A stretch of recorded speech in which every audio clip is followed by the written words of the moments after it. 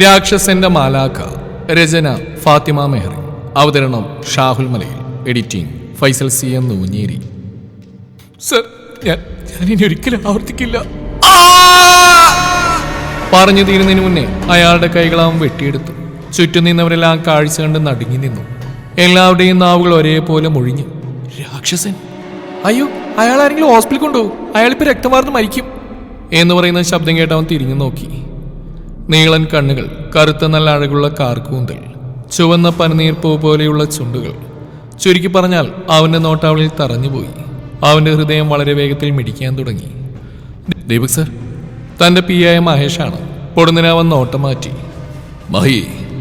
അവന്റെ ദേഷ്യം ഇരച്ചേറി. മഹി പെട്ടെന്ന്, കൊച്ചെ, പെട്ടെന്ന് ഇയാൾ പോയട്ടെ. ആഹാ, ഒരു മനുഷ്യനോട് ഇങ്ങനെ ക്രൂരത കാണിച്ചിട്ട് രക്ഷിക്കാൻ വരുന്നവരെ തടയുന്നോ? നിങ്ങൾക്കൊന്നും കണ്ണിച്ചോരയില്ലേ? ഏയ് മാധു, നീ എന്തീ കാണിക്കുന്നത്? ഇതാ രാക്ഷസന്റെ പിയാണ്. ഇങ്ങോട്ട് വാടി. നീ ഒന്ന് ചുമ്മാരിക്കടി. എനിക്ക് എങ്ങനെ തോന്നുന്നു പൂജ ഇങ്ങനെ സംസാരിക്കാൻ? നിയമം പഠിച്ചു തലക്ക് വട്ടായോ? പക്ഷെ എനിക്കൊന്നും കണ്ണിക്കാൻ ഒക്കില്ല. ദൈവമേ, ഇവള് വീട്ടിൽ പോകാൻ തലയില്ലാതെ പോവേണ്ടി വരുന്ന തോന്നുന്നു. പൂജ ആത്മകഥം പോലെ പറഞ്ഞു. മഹേ! ആ ശബ്ദം അവിടെ നാകെ വിറപ്പിച്ചുകൊണ്ടവൻ മാധുരിക്ക് നേരെ പാഞ്ഞു. അവളുടെ കണ്ണുകളിലേക്ക് വളരെ ക്രൂരമായി നോക്കി. അവൾ ആദ്യമൊന്ന് പേടിച്ചെങ്കിലും ധൈര്യം വീണ്ടെടുത്ത് അവനെ ശക്തിയായി തള്ളി മാറ്റി. പക്ഷെ അവന്റെ ചെരുപ്പ് പോലും നനങ്ങില്ലെന്നാണ് വാസ്തവം. പെട്ടെന്ന് തന്നെ അവളുടെ കയ്യിൽ പിടിച്ചു.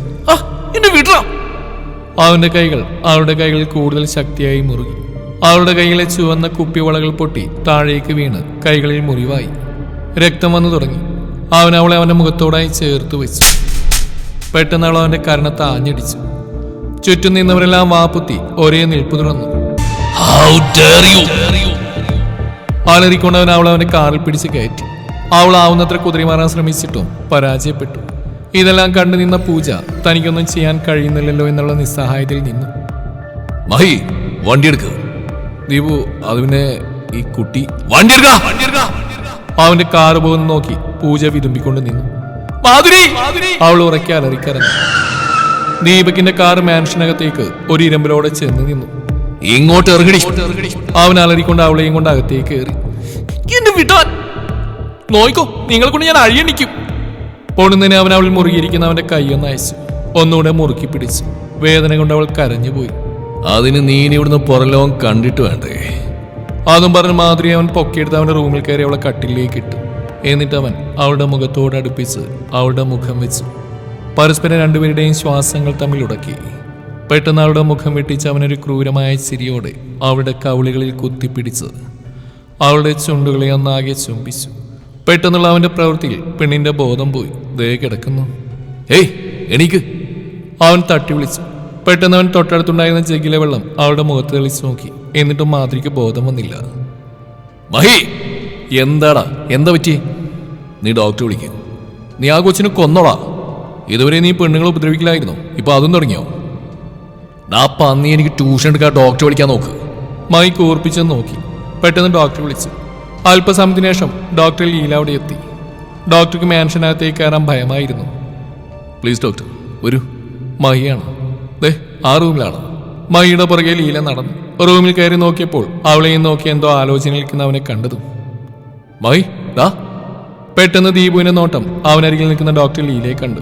അവർക്ക് പരിശോധിക്കാനുള്ള അനുവാദം പോലെ അവനൊന്ന് മാറി നിന്നു. അവരവളുടെ അടുത്തേക്ക് ചെന്നു. ഉള്ളിലൊരു ഭയമുണ്ടെങ്കിലും അതൊന്നും മൈൻഡ് ചെയ്യാതെ അവരോടായി പറഞ്ഞു, നിങ്ങളൊന്ന് പുറത്ത് നിൽക്കണം. ദീപു അവളെ നോക്കി പുറത്തേക്ക് ഇറങ്ങി. എടാ ദീപു, അവൾക്ക് എന്താടാ പറ്റിയേ? നത്തിങ് മാൻ, ഞാൻ അവളെ ഒന്ന് സ്നേഹിച്ചതാ. എടാ ലവലാതി, നീ ഇത്രയ്ക്ക് വൃത്തിയിട്ടവനാണെന്ന് ഞാൻ വിചാരിച്ചില്ല. ദീപു ഒരു ചിരിയോടെ മഹിയുടെ ഷോളിൽ പിടുത്തം മുറുക്കി. സ്വല്പം വേദനയിൽ മഹി പറഞ്ഞു, കൈയെടുക്കടാ രാക്ഷസ, നീ ചെയ്യുന്നൊന്നും ശരിയല്ല കേട്ടോ. ഗീതാമോരട്ടെ കാണിച്ചിരടാ. അത് കേട്ടത് മഹിയുടെ കഴുത്തിന് കുത്തിപ്പിടിച്ചവൻ. എന്നിട്ട് പതിയെ പറഞ്ഞു, അമ്മ വരുമ്പോ നീ ഇതുകൂടി പറഞ്ഞേക്ക്, അമ്മക്കൊരു മരുമകളെ കൂടി കൊണ്ടുവന്നിട്ടുണ്ട്. ഒരതിശയത്തോടെ മഹി അവനെ നോക്കി. എടാ, അപ്പൊ നീ? അതെടാ, എനിക്ക് അവളെ വേണം. എന്റെ പാതയായിട്ട് ഇതുവരെ ഒരുവളും എന്റെ ഹൃദയത്തെ ഇങ്ങനെ കുതിപ്പിച്ചിട്ടില്ല. I need Har. ഇനി എന്നിൽ നിന്നൊരു മോചനം അവൾക്കില്ല. ഇതെല്ലാം കേട്ട മൈക്ക് അവളോടൊരു സഹതാപം, ഒരു വാത്സല്യത തോന്നിപ്പോയി. കാരണം ഈ രാക്ഷസനെ അവൾ തിരിച്ച് സ്നേഹിക്കുമോ? ഇല്ലെങ്കിൽ ആ കുട്ടിയോട് അവൻ ഇഷ്ടം പറഞ്ഞാൽ അവൾ ഇവനെ ഇഷ്ടപ്പെടുമോ? ദീപക് റാമിന്റെ ഇരുണ്ട വശം ആ കുട്ടിക്ക് ഇപ്പോഴും അറിയില്ല. അങ്ങനെ ഓരോന്നും ആലോചിച്ച് തലയിൽ കൈവച്ച് പോയി മഹി. ഇതേ സമയം ഡോക്ടർ പുറത്തേക്ക് വന്നു. ഷീസ് ഫൈൻ, BP ലോ ആയതാ, കുട്ടിയെ നന്നായിട്ട് കെയർ ചെയ്യണം കേട്ടോ. അതും പറഞ്ഞ് അവരുടെ അടുത്ത് പോയി. അവൻ റൂമിലേക്ക് ചെന്നു. അവനെ കണ്ടതും അവനിൽ നിന്ന് അവൾ മുഖം വെട്ടിച്ച് മാറ്റിക്കൊണ്ട് അവൾ ഇരുന്നു. ഒരു കള്ളച്ചിരിയോടെ അവൻ അവളോടത്തേക്ക് ചെന്നു. എന്നിട്ട് അവളുടെ അടുത്തിരുന്നു. നിന്നെ ഞാനങ്ങ് കെട്ടട്ടെ പെണ്ണേ. അവൾ അവനെ കൂർപ്പിച്ച് നോക്കി. ഇങ്ങനെ നോക്കാതെടി പെണ്ണേ, ഞാൻ നേരത്തെ ചെയ്ത പോലെ എന്തെങ്കിലും ചെയ്തു, എന്നിട്ട് നീ വീണ്ടും ബോധം പോയി കിടക്കാനല്ലേ? അവൻ ചിരിച്ചുകൊണ്ടേയിരുന്നു. പെട്ടെന്ന് ദീപുവിനൊരു കോൾ വന്നു. അവൻ അവളെ നോക്കി അവൻ ചിരിച്ചുകൊണ്ട് പുറത്തേക്ക് പോയി. കുറച്ച് കഴിഞ്ഞ് അവൾ കഴിക്കാനായി ഭക്ഷണവും പിന്നെ ഉടുത്തുമാറാനായി ഡ്രസ്സും കൊണ്ടൊരു സ്ത്രീ വന്നു. എന്നിട്ട് ഡോർ തട്ടി അവളെ വിളിച്ചു. മാം, ഇതൊക്കെ അകത്തേക്ക് വെക്കൂ, എനിക്കിതിനുള്ളിലേക്ക് പ്രവേശനമില്ല. പ്ലീസ് മാം, ഇതൊക്കെ അകത്തേക്ക് വെക്ക്. എനിക്കൊന്നും വേണ്ട, കൊണ്ടുവെക്കെ ഇവിടുന്ന്. അവൾ ദേഷ്യപ്പെട്ടു. റൂമിനുള്ളിലെ ഒച്ചപ്പാട് കേട്ട് മായി അവിടെ എത്തി. എന്നിട്ട് ആ ഭക്ഷണമൊക്കെ അവിടെ വെച്ചിട്ട് അവരോട് പോകാൻ പറഞ്ഞു. അവരപ്പോൾ തന്നെ അവിടെ നിന്നും പോയി. കുട്ടി, ഇയാളതൊക്കെ കഴിക്കും, ഇങ്ങനെ ഒച്ച വെച്ചിട്ടൊരു കാര്യവുമില്ല. അവനിതൊക്കെ കേട്ടാൽ തനിക്ക് തന്നെയാണ് അതിൻ്റെ പ്രോബ്ലം. അതുകൊണ്ട് പ്ലീസ് ഒരു ഏട്ടനായിട്ട് മോളെന്നെ കണ്ടാൽ മതി. മോളിത് കഴിച്ചൊന്ന് ഫ്രഷ് ആവും. പിന്നെ കുട്ടിയുടെ പേര് മാധു എന്നാണല്ലേ? മാധുരി. അവൾ മുഖത്ത് വന്ന സങ്കടം ഒളിപ്പിച്ചുകൊണ്ട് അവനോടായി പറഞ്ഞു. എൻ്റെ പേര് മഹേഷ്. മായി എന്നാണ് കൂടുതൽ ഇഷ്ടമുള്ളവർ വിളിക്കുന്നത്. മോളെന്നെ മായി ഏട്ടാന്ന് വിളിച്ചോളൂ. അവളുടെ മുഖമൊന്ന് തെളിഞ്ഞു. അവൻ കാണിക്കുന്ന അടുപ്പവും സ്നേഹമൊക്കെ കണ്ടപ്പോൾ ഒരു കൂടപ്പിറപ്പില്ലാതെ പോയ കാര്യം അവൾ ഓർത്തുപോയി. മായി റൂമിന് പുറത്തു വന്നും ഒക്കെ കേട്ടുകൊണ്ട് ദീപോടെ ഉണ്ടായിരുന്നു. എന്നിട്ടൊരു വശ്യമായ ചിരിയോടെ അവൻ റൂമിലേക്ക് പോവാനൊരുങ്ങിയതും മായി അവനോടായി പറഞ്ഞു. നിക്ക്, അവളിപ്പോൾ പ്രശ്നം കയറിയിട്ടുണ്ടാവും, നീ പിന്നെ പോയാൽ മതി. അത് കേട്ട് ദീപോനെ കൂർപ്പിച്ച് നോക്കി. ആങ്ങളെ പേടിക്കണ്ട, നിന്റെ പെങ്ങളെ ഞാനൊന്നും ചെയ്യില്ല. നീ അവളെ എനിക്ക് കെട്ടിച്ചേടാ. തിണ്ടി, നീ ഒരിക്കലും നന്നാവില്ലടാ. ആ, നാളെ ഗീതാൻ വരും, അപ്പൊ കാണാം. എന്ത് കാണാം? അമ്മയ്ക്ക് സന്തോഷമാവുള്ളൂ. പിന്നെ മകനൊരു പെണ്ണിനെ കിഡ്നാപ്പ് ചെയ്തുകൊണ്ടുവന്നെന്ന് അറിഞ്ഞാ അമ്മയ്ക്ക് നല്ല സന്തോഷമാവും. നീ ചെല്ല്. മായിയോടായി അവൻ പറഞ്ഞു. മായി ഒന്ന് ഇടിവിൽപ്പെട്ട് അവിടെ നിന്നും പോയി. അവൻ പതിയെ റൂമിലേക്ക് പോയി. ബാത്റൂമിൽ വെള്ളം വീഴുന്ന സൗണ്ട് കേട്ട് ഒരു കള്ളച്ചിരിയോടെ അവൻ കട്ടിൽ കിടന്നു. അല്പസമയത്തിന് ശേഷം അവൾ കുളിച്ചീറനായി വെളിയിൽ വന്നു. ഒരു ചുവന്ന ഹാഫ് സ്ലീവ് ഉടുപ്പും മുട്ടിനൊപ്പം വരുന്ന പാവാടയുമായിരുന്നു അവൾക്ക് ഉടുത്തുമാറാനായി കിട്ടിയത്. ഇതൊക്കെ ഇട്ട് പുറത്തു വന്ന് അവൾ കാണുന്നത് അവളെ ഈ മടിമുടി നോക്കി വെള്ളമിറക്കിയിരിക്കുന്ന ഒരുവനെ.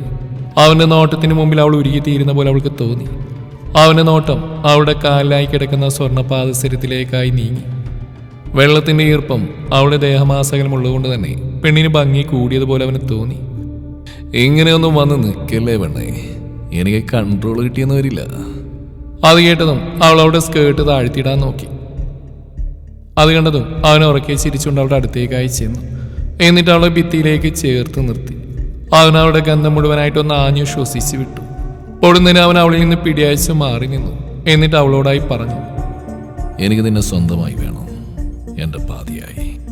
പെട്ടെന്നുള്ള അവന്റെ പറച്ചിലിൽ അവളൊരു ഞെട്ടലോടെ അവനെ നോക്കി. അവൻ അതും പറഞ്ഞൊരു ചിരിയോടെ അവിടെ നിന്നും പോയി. അല്പസമയത്തിന് ശേഷം അവർ റൂമിൽ നിന്ന് 2 ജോഡി ഡ്രസ്സ് എടുത്ത് ബാഗിൽ വെച്ചു. അല്ലറ ചില്ലറ സാധനങ്ങളൊക്കെ എടുത്തു വെച്ചു. എന്നിട്ട് തന്നെയും നോക്കി നിൽക്കുന്ന അവളോടായി. ഞാനിവിടെ ഇല്ലാന്ന് വെച്ച് ഓടിപ്പോണെന്ന് നോക്കണ്ട കേട്ടോ. അങ്ങനെ ശ്രമിച്ചാ അത് നിനക്ക് തന്നെ ഇപ്പോൾ ഏറെക്കുറെ അറിയാമായിരിക്കുമല്ലോ അല്ലേ എന്ന് പറഞ്ഞൊരു ചിരിയോടാൻ അവിടെ നിന്ന് പോയി. ഇതൊക്കെ കേട്ടൊന്ന് വിശ്വസിച്ചു പോയി അവൾ. ഈ രാക്ഷസിന്റെ അടുക്കൽ നിന്ന് തനിക്കൊരു മോചനമില്ലെന്ന് വളരെ വേദനയോടെ അവൾ മനസ്സിലാക്കി. അങ്ങനെ ഓരോന്ന് ആലോചിച്ച അവൾ അവിടെ ഇരുന്നു. ഒന്ന് പുറത്തിറങ്ങിയാലോ എന്ന് കരുതി. റൂമിൽ തന്നെ ഇരിക്കുകയാണല്ലോ. പതിയെ അവൾ ഡോർ തുറന്നു. അവിടെയുള്ള ഗാർഡ്സിനെ കണ്ടൊന്ന് പരിങ്ങിയെങ്കിലും പേടിയില്ലാതെ അവളുടെ മുന്നിൽ കൂടി നടന്നു. എന്നിട്ട് ഹാളിലേക്ക് ചെന്ന് ചുറ്റുമൊന്ന് കണ്ണോടിച്ചു. ഒരുപാട് സ്റ്റാഫുകളുണ്ട്. അവരെല്ലാം അവരുടേതായ ജോലിയിൽ മുഴുകി നിൽക്കുകയായിരുന്നു. പെട്ടെന്ന് പുറകിൽ നിന്നും പരിചയമുള്ളൊരു ശബ്ദം കേട്ടു. മൈയേട്ടൻ പോയില്ലേ? അവൾ അവനോടായി ചോദിച്ചു. മൈക്ക് അവളെ ഏട്ടാന്ന് വിളിച്ചപ്പോഴേ സന്തോഷമായി. എവിടേക്ക് മോളെ? അല്ല, ആ രാക്ഷസൻ എവിടേക്കാ പോയി, അതാ ചോദിച്ചു. എവിടേക്കാണെന്നറിയില്ല, എന്നോടൊന്നും പറയാതെ പോയത്. ഇവിടെ ഒരുപാട് വേലക്കാരുണ്ടല്ലോ. അവനവരുടെ നിഷ്കളങ്കമായ മുഖത്തേക്ക് തന്നെ നോക്കിയെന്നു.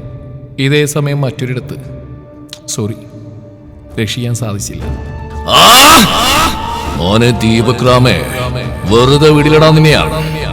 നിന്റെ അന്ത്യം എന്റെ കൈ കൊണ്ടാ. നിനക്ക് പ്രിയപ്പെട്ടവരെയൊക്കെ ഞാനും ഇതുപോലെ തീർക്കും. അവര് രക്തം വാർന്നിന്നെ മരിക്കും. എന്റെ മോന്റെ കൈകൾ നീ വെട്ടിയെടുത്ത പോലെ നിന്റെ താലൂടലും വേറെയാക്കി ഞാൻ വെട്ടിയെടുത്ത് കൊണ്ടുവരും. നിന്റെ ആത്മാവിന് ശാന്തി കിട്ടാൻ ഞാൻ ഇതെങ്കിലും ചെയ്യണ്ടേ? മിസ്റ്റർ ദീപക് റാം, ഈ ജോൺ സാമുവലിന് ഇനി ഉറക്കമില്ല. നിന്റെ മരണം, അതിനായി ഞാൻ കാത്തിരിക്കും. മാധു ബാൽക്കണിയിൽ നിന്ന് വെറുതെ പുറത്തേക്ക് നോക്കി നിന്നു. ഉള്ളിൽ കടലിരുമ്പുന്ന പോലെ അവൾ കണ്ണുകൾ ഇറുക്കി അടച്ചു. ഇനി അങ്ങോട്ട് തൻ്റെ ജീവിതം ഇങ്ങനെയാണോ? ഞാനൊരു നിയമ വിദ്യാർത്ഥിനിയല്ലേ? എന്നിട്ട് ഇതിനോടൊന്നും തനിക്ക് എന്തുകൊണ്ട് പ്രതികരിക്കാൻ ഒക്കുന്നില്ല? അവനടുത്തേക്ക് വരുമ്പോൾ എൻ്റെ ധൈര്യം മൊത്തം ചോർന്നു പോകുന്ന പോലെ. പൂജ അവളെ കണ്ടിരുന്നെങ്കിൽ എൻ്റെ മുത്തശ്ശി എന്നെ കാണാത്തിൽ വിഷമിക്കുന്നുണ്ടാവും. എനിക്കറിയില്ല ഈശ്വര, എന്തൊക്കെയാ സംഭവിക്കുന്നത്? ഇങ്ങനെയൊക്കെ ആലോചിച്ച് നിന്നപ്പോൾ പുറകിൽ നിന്നൊരു ബൂട്ട് സൗണ്ട്. അവളുടെ ധൈര്യം ചോർന്നു പോകാതെ വല്ല വീതനെ അവൾ തിരിഞ്ഞു നോക്കി. അയാളോട് ചേർന്ന് ഒരു രൂപം, തൻ്റെ മുത്തശ്ശി. മുത്തശ്ശി എന്ന് പറഞ്ഞ് അവൾ ഓടിച്ചെന്ന് അവരെ കെട്ടിപ്പിടിച്ച് കരഞ്ഞു. മോളെ മാധു, കരയാതെ. മോൾക്ക് ഇങ്ങനൊരു ഇഷ്ടം ഉണ്ടായിരുന്നെങ്കിൽ അത് മുത്തശ്ശിയോട് തുറന്നു പറഞ്ഞൂടെ? മോളുടെ ഏത് ആഗ്രഹത്തിനാ മുത്തശ്ശി എതിരെ നിന്നിട്ടുള്ളത്? മുത്തശ്ശി പറയുന്ന കേട്ട് അവനെ അവൾ കൂർപ്പിച്ച് നോക്കി. ആ പിന്നെ മോളെ, എന്തായാലും ഈ കൊച്ചൻ വന്ന് നല്ല സമയത്തായിരുന്നു. നിന്നെ തിരക്കി അവൻ വന്നിരുന്നു, ആ വിഷ്ണു. മുത്തശ്ശി നടന്നതിൽ അവളോടായി വിവരിച്ചു. കോളിംഗ് ബെൽ കേട്ട മാധുവിന്റെ മുത്തശ്ശി വാതിൽ തുറന്നു. മുന്നിൽ നിൽക്കുന്നവനെ കണ്ട ഒരു അറപ്പോടെ അവർ പൂച്ചിച്ച് നോക്കി. എന്താ ഭാർഗവ്യമ്മ ഒരു പൂച്ചം? ഞാനും നിങ്ങളുടെ കൊച്ചുമകൻ തന്നെയല്ലേ? ഇറങ്ങടാ ഇവിടുന്ന്. കൊച്ചുമകൻ പോലും എന്റെ മകൾക്കേ ഒരു സാത്താലുണ്ടായ നിന്റെ തന്തയുടെ അതേ പകർപ്പായ നിന്നെ ഞാൻ എങ്ങനെയാടാ കൊച്ചുമോനെ എന്ന് വിളിക്കുന്നത്? ആലവരാതി തള്ളേ, എന്റെ തള്ളയുടെ തള്ളയാണെന്ന് ഞാനങ്ങ് മറക്കും. കൊന്നുകളി ഞാൻ. എനിക്ക് അവളെ കണ്ടാ മതി. മാധുരി വിളിക്കും. ഇറങ്ങി പോളാ ചെറ്റേ. വിഷ്ണു ദേഷ്യം വന്ന് ഭാർഗവമ്മിയെ ഒറ്റത്തള്ളു. അവർ ചെന്ന് വീണ് ദീപുവിന്റെ ദേഹത്താണ്. പിന്നെ പറയണോ, വിഷ്ണുവിന്റെ മൂക്കിനിട്ടൊരു പഞ്ച് കൊടുത്തവൻ. തുടരെ തുടരെ അവന് ദീപു പഞ്ച് ചെയ്തുകൊണ്ടിരുന്നു. നിർത്ത്, എന്നെ എന്തിനാണ് തല്ലുന്ന്? കാര്യം പറ. ഒരുവിധം കിതച്ചോണ്ടാൻ ചോദിച്ചു. നിനക്കറിയണല്ലേടാ, നീ മോഹിച്ച എന്റെ പെണ്ണിനെയാ.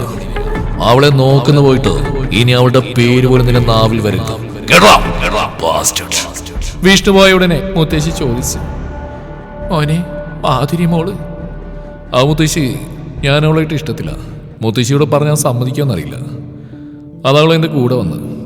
നല്ല കഥയായി. അവളുടെ ഇഷ്ടത്തിന് ഞാൻ ഇന്നേ വരെ എതിരെ നിന്നിട്ടില്ല മോനെ. എനിക്ക് അവളെ കാണണം.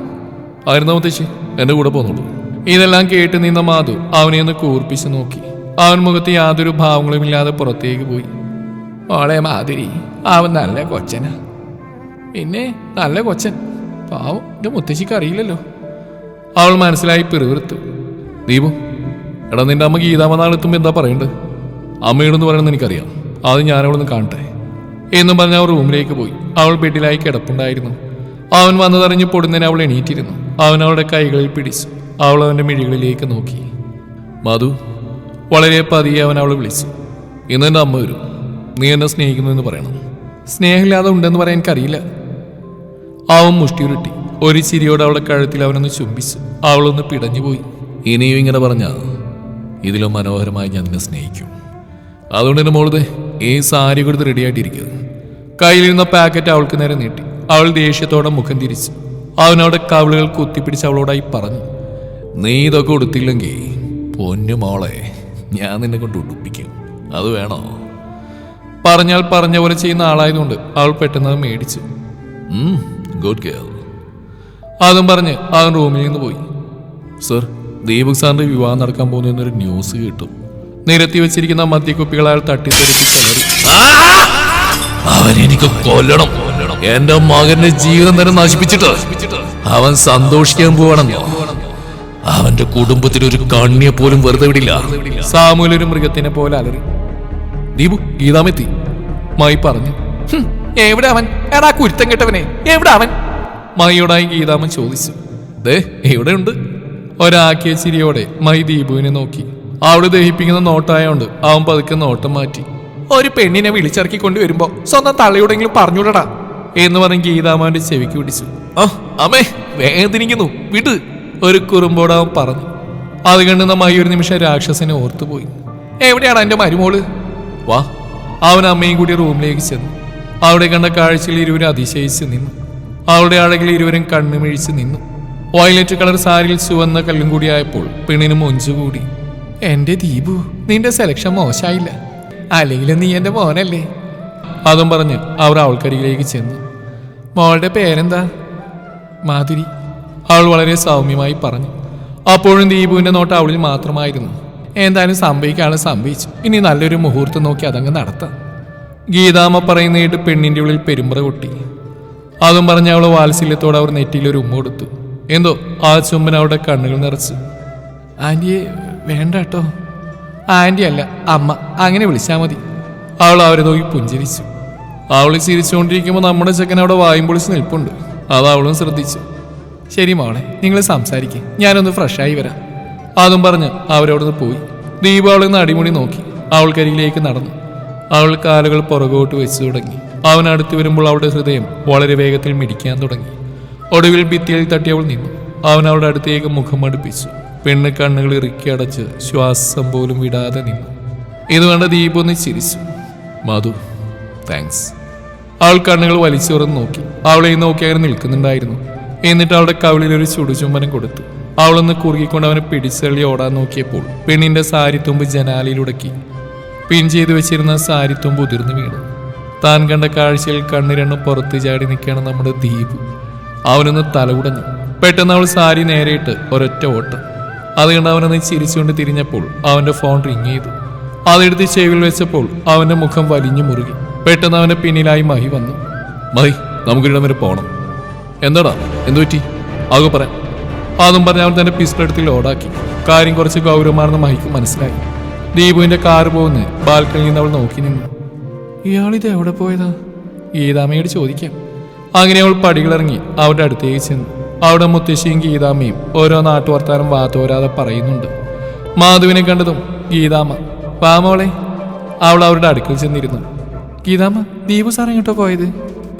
കേട്ടാൻ പോണ ചെക്കനെ സാറേ എന്നാണോ മോളെ വിളിക്കുക എന്ന് പറഞ്ഞ് മുത്തശ്ശി കളിയാക്കി. പെട്ടെന്ന് അവൾ തിരുത്തി, അല്ല ദീപു ഏട്ടൻ. അറിയില്ല മോളെ, അവനെന്തോ അത്യാവശ്യമാണെന്ന് പറഞ്ഞാൽ പോയെ. കൂടെ മഹിയുണ്ടല്ലോ, എന്തേലും പ്രശ്നമുണ്ടാവും. ആ, എന്നാ നിങ്ങൾ സംസാരിച്ചിരിക്കും, ഞാനൊന്ന് കിടക്കട്ടെ എന്ന് പറഞ്ഞ് മുത്തശ്ശി അവിടെ നിന്നും പോയി. അമ്മേ, അവൾ ഗീതയെ വിളിച്ചു. എന്താ മോളെ? ദീപുവിനെ കുറിച്ച് എല്ലാം അമ്മക്കറിയോ? അവരൊരു ചിരിയോടെ അവളെ നോക്കി. അവനെ എന്ത് ചെയ്യുന്നുണ്ടെങ്കിലും അതിനൊരു നല്ല വശം ഉണ്ടാവും മോളെ. എനിക്കറിയാം, മോൾക്ക് അവനെക്കുറിച്ചൊന്നും അറിയില്ല. എല്ലാവരെയും പോലെ വളരെ സന്തോഷമുള്ള കുടുംബമായിരുന്നു ഞങ്ങളുടേത്. എൻ്റെ ഭർത്താവ് രോഹിത് റാം ഒരു ദാനശീലന്, ആരെയും പെട്ടെന്ന് വിശ്വസിക്കുന്ന ഒരു പാവായിരുന്നു. ഒരിക്കൽ അദ്ദേഹത്തിൻ്റെ കൂടെ കാലിന് പരിക്ക് പറ്റിയ ഒരാൾ കൊണ്ടുവന്നു. മോഹൻ എന്നായിരുന്നു അയാളുടെ പേര്. അയാൾക്ക് ആരും ഉണ്ടായിരുന്നില്ല. അന്നു മുതൽ അയാൾ ഞങ്ങളുടെ വീട്ടിലെ രംഗത്തെ പോലെ അദ്ദേഹം അയാളെ പരിപാലിച്ചു. അങ്ങനെ കുറച്ച് മാസങ്ങൾ കഴിഞ്ഞു. അദ്ദേഹത്തിൻ്റെ കാലൊക്കെ ശരിയായി. എന്നാലും ദീപുവിൻ്റെ അച്ഛന് അയാളെ കൂടെ നിർത്തണമെന്നുള്ള മനസ്സായിരുന്നു. ഞങ്ങൾക്കും അങ്ങനെ തന്നെയായിരുന്നു. അങ്ങനെ ഒരു ദിവസം ഞങ്ങളുടെ ജീവിതം മൊത്തത്തിൽ മാറ്റിമറിച്ചുകൊണ്ട് ആ രാത്രി കടന്നു വന്നു.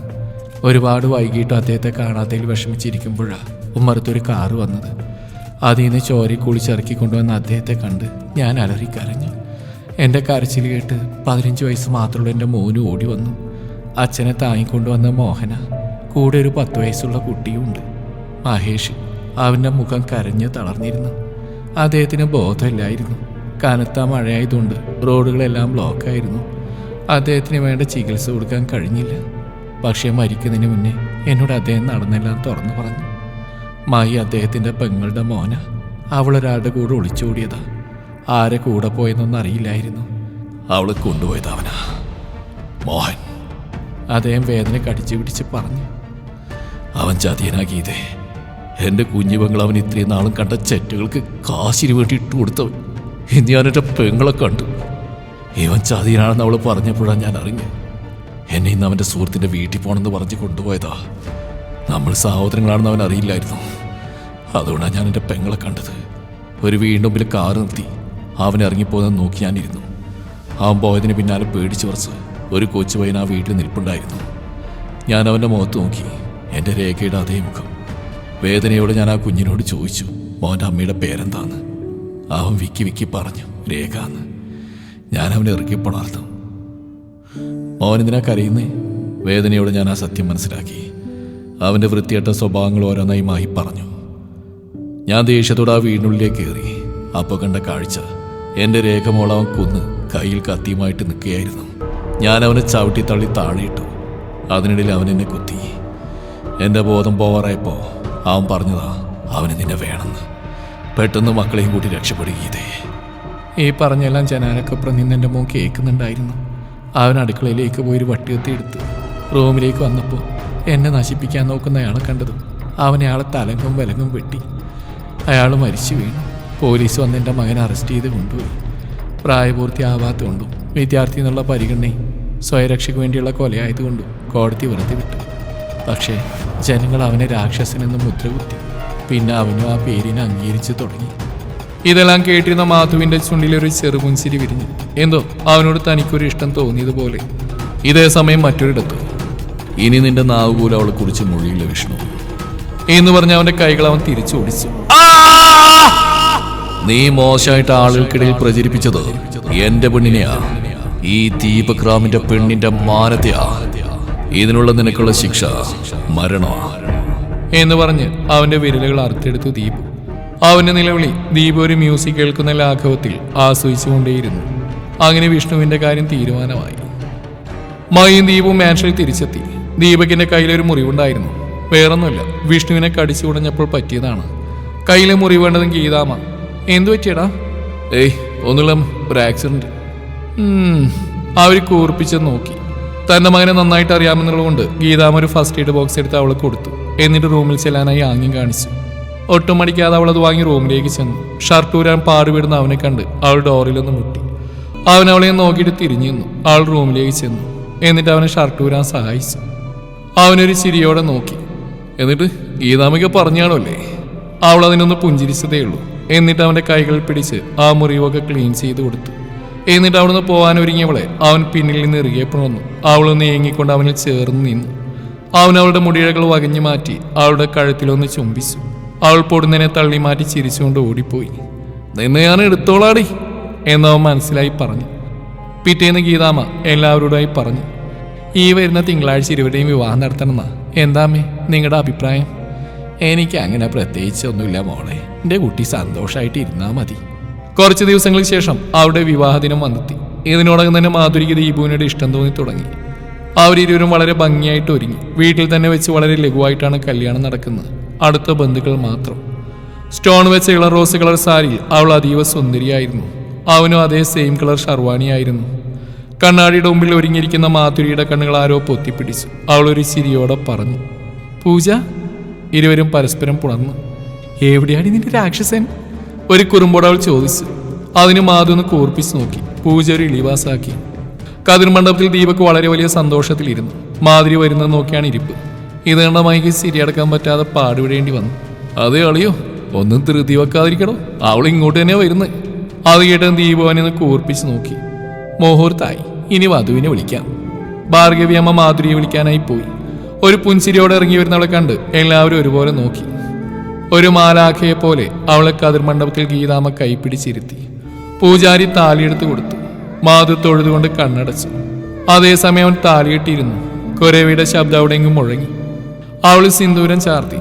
പൂമാലകൾ പരസ്പരം ചാർത്തി അവരൊന്നായി. അനുഗ്രഹം വാങ്ങാനായി ഇരുവരും മുത്തശ്ശിയുടെ അടുക്കിലെത്തി. നന്നായി വാ മക്കളെ. ഇരുവരും ഗീതാമ്മയുടെ അടുക്കിലെത്തി. എന്ന് നന്നായിട്ടിരിക്കട്ടെ, അവൾ അവനോടായി പറഞ്ഞു. മയ്യടിന്റെ അനുഗ്രഹം വാങ്ങിക്കാം, വാ ദീപേട്ടാ. മഹിയൊന്ന് ഞെട്ടി. അവരിരുവരെയും നോക്കി. ദീപവും മാധവും മഹിയുടെ അനുഗ്രഹം വാങ്ങാനായി കുനിഞ്ഞു. പെട്ടെന്നൊരു ഗൺഷൂട്ട് മാധുരിയുടെ തോളിൽ കൊണ്ടു. അവൾ തളർന്നു വീണു. പെട്ടെന്ന് ഗീതാമ്മയുടെ നേർക്ക് തൊട്ടടുത്തുന്ന ഒരു അതിഥി ഗൺ പോയിന്റ് പിടിച്ചു. ഇത് കണ്ട് എല്ലാവരും ഞെട്ടി. ഏയ് ഡോണ്ട് മൂവ്, ഇറങ്ങിപ്പോരുത്. എന്നിട്ട് അയാളുടെ താടി മീശ എടുത്തു മാറ്റി. John Samuel? മഹി ദീപുവിനെ നോക്കി. എല്ലാവരും സ്തംഭിച്ചു നിന്നു. അപ്പോഴേക്കും മാധുവിന്റെ ബോധം മുഴുവനായി നഷ്ടപ്പെട്ടു. രക്തം വാർന്നു പോകുന്നവളെ കണ്ട് സാമുവൽ ഉറക്കെ ചിരിച്ചു.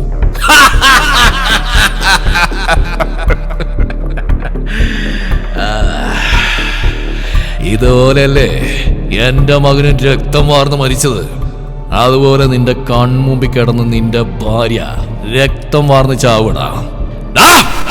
ദീപക് അലറി. പൂജ പൊടുന്നതിനെ അയാളുടെ ശ്രദ്ധ തിരിക്കാനെന്ന പോലെ, നിങ്ങളുടെ മകൻ മരിച്ചിട്ടില്ല. പെട്ടെന്ന് അയാളുടെ നോട്ടവളിലേക്ക് തിരിഞ്ഞു. ദീപുവിനെ ചവിട്ടി താഴെയിട്ടു. അയാൾ നിലത്തേക്ക് വീണു. അയാളുടെ കയ്യിൽ നിന്ന് പിസ്റ്റൾ തെറിച്ചു പോയി. ദീപുവിന്റെ ഗാർഡ്സ് സാമുവിന്റെ കൂട്ടാളികളെ തുരുതുരാ ഷൂട്ട് ചെയ്തു. മഹി, ദീപക് വിളിച്ചു. നീ മാധുവിനെ കൂടി പെട്ടെന്ന് ഹോസ്പിറ്റലിലേക്ക് പോ. മഹി അവരെല്ലാവരെയും കൂടി പുറത്തിറങ്ങി ഡോറടച്ചു. ഇനി എന്താണ് സംഭവിക്കുന്നവന് നന്നായിട്ട് അറിയാം. സാമുവിന് പരലോകത്തേക്കുള്ള ടിക്കറ്റ് റെഡിയായി. എന്നിട്ട് അവരെയും കൊണ്ട് പെട്ടെന്ന് അവൻ ഹോസ്പിറ്റലിലേക്ക് പോയി. സാമുവൽ, വന്യമായ ശബ്ദത്തിൽ ദീപ് വിളിച്ചു. നീ കേറി കളിച്ചത് ഈ രാക്ഷസ കോട്ടയില. ഒരു ക്രൂരമായ ചിരിയിൽ ദീപ് അയാളോട് പറഞ്ഞു. എന്റെ കോട്ടക്കുള്ളിൽ കയറിയതും പോരായിട്ടോ നീ എന്റെ ഭാര്യയെ വേദനിപ്പിച്ചു എന്നും പറഞ്ഞ് അയാളുടെ ചെവികൾ അവൻ പറിച്ചെടുത്തു. വേദനയോടെ അയാൾ അലറി. ഈ കാഴ്ച കണ്ട് ദീപുവിന്റെ ഗാർഡ്സ് പോലും ഭയന്നു. വിക്രം, അതിങ്ങ് കൊണ്ടുപോവാ. ദീപുവിന്റെ ഗാർഡായ വിക്രം ബാസ്ക്കറ്റിൽ എന്തോ കൊണ്ടുവരുന്ന് അയാൾ ഒരു ഭയത്തോടെ നോക്കി. അതിൽ കുറെ ബോട്ടിൽസ് ഉണ്ട്. അതിലൊന്ന് അവൻ എടുത്തു. നിനക്കിത് എന്താണെന്ന് അറിയോ ജോൺ സാമുവൽ? ഭയത്തോടെ അവനെ അയാൾ ഉറ്റുനോക്കി. Sulphuric acid. ഒരട്ടാസത്തോടെ അവൻ പറഞ്ഞു. അയാൾ അലറിക്കരഞ്ഞു. അവൻ അയാളുടെ കൈവിരൽ ഓരോന്നായതിൽ മുക്കി വിട്ടു. അയാളുടെ നിലവിളി അവിടെയെങ്കും മുഴങ്ങി. വിരലുകൾ മൊത്തം വെന്തുരുകിയ ആൾ അവനോടായി പറഞ്ഞു, എന്നത് കൊണ്ടുവരൂ പ്ലീസ്. നീ അങ്ങനെ എളുപ്പം ചാവാന്ന് വിചാരിച്ചോ? എന്നിട്ട് അവനൊരു ഇരുമ്പ് കമ്പി കൊണ്ട് അയാളുടെ കണ്ണൊരെണ്ണ ചൂഴ്ന്നെടുത്തു. ദീപകിന്റെ ഈ പ്രവൃത്തിയിൽ ഗാർഡ്സുകൾ പോലും മുഖം വെട്ടിച്ചു. അയാളിൽ അല്പജീവൻ മാത്രം നിൽക്കവേ ദീപു അയാളെ ഷൂട്ട് ചെയ്തു. സാമുൽ മരണത്തിന് കീഴടങ്ങി. പെട്ടെന്ന് അവൻ കാറെടുത്ത് ഹോസ്പിറ്റലിലേക്ക് ചെന്നു. കുഴപ്പമൊന്നുമില്ലടാ, അവൾ ഓക്കെയാണ്. കുറച്ച് ദിവസങ്ങൾക്ക് ശേഷം മാധുരിക്കൊക്കെ ഭേദമായി. അവൾക്ക് താങ്ങായി അവൻ എപ്പോഴും കൂടെയുണ്ട്. നിലാവുള്ള രാത്രിയിൽ അവൾ ചന്ദ്രനെ നോക്കി ബാൽക്കണിയിൽ നിന്നു. പെട്ടെന്ന് അവളുടെ ഇടുപ്പിലൂടെ അവൻ അവളെ ചുറ്റി വരിഞ്ഞു. അവളൊരു നാണത്തോടെ അവന്റെ നെഞ്ചിലായി മുഖമമർത്തി. കുറച്ച് മാസങ്ങൾക്ക് ശേഷം ലേബർ റൂമിന് വെളിയിൽ തേരാപ്പാര നടക്കുന്ന ദീപുവിനെ കണ്ട് മഹി ചിരിച്ചുകൊണ്ട് പറഞ്ഞു, എടാ എന്റെ പെങ്ങളൊന്ന് പ്രസവിച്ചോട്ടെടാ. അവനെ ഒന്ന് കോർപ്പിച്ച് നോക്കിയിട്ട് അടുത്ത് നിൽക്കുന്ന പൂജയുടെ വയറിൽ നോക്കി ദീപു പറഞ്ഞു, ഒരു 2 മാസം കഴിയുമ്പോൾ ഇത് നിനക്കും മനസ്സിലാവും കേട്ടോടാ തിണ്ടി. മഹി ഒന്ന് ഇളിച്ച് കാണിച്ചു. പൂജ അതിനൊന്ന് കൂർപ്പിച്ച് നോക്കി അവന്. ആരാ ദീപക്രാം? ഞാനാ. അവൻ ആ കുഞ്ഞിനെ കൈകളിലേക്ക് വാങ്ങിച്ചു നെഞ്ചോട് ചേർത്തു. ഡോക്ടർ മാധു, റൂമിലേക്ക് ഷിഫ്റ്റ് ചെയ്യൂ കേട്ടോ. അല്പസമയത്തിന് ശേഷം മാധുരിയെ റൂമിൽ കൊണ്ടുവന്നു. കുഞ്ഞിനെ എടുത്ത് അവൾക്കരികിലായവൻ ഇരുന്നു. ഇവൾക്ക് എന്ത് വരണം നീ പറ. ദീപയുടെ തന്നെ പേരിട്ടുള്ളൂ. അവൻ ചിരിച്ചുകൊണ്ട് കുഞ്ഞിന്റെ കാതിലായി അവന്തിക എന്ന് പേരിട്ടു. ഒരു ചിരിയോടെ ഇരുവരും കുഞ്ഞിനെ ചേർത്ത് പിടിച്ചു.